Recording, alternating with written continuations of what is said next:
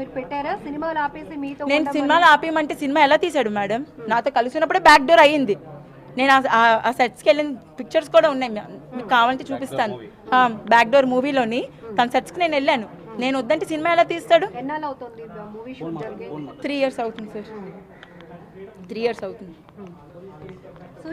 Back door ఏంటి? Back door పూర్ణతో తీసాడు back door.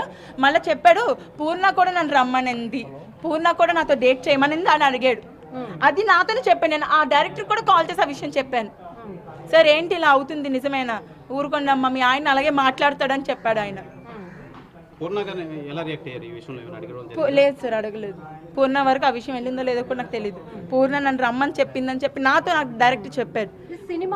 సినిమాకి సంబంధించిన పర్సనల్ ఆఫీస్ అంటున్నాడు. ఓకే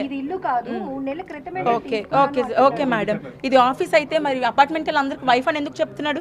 వాళ్ళందరూ సాక్ష్యం చెప్తున్నారు కదా, వైఫ్ అని చెప్పాడు. గృహప్రవేశం ఇద్దరు కలిసి పూజలు చేశారని.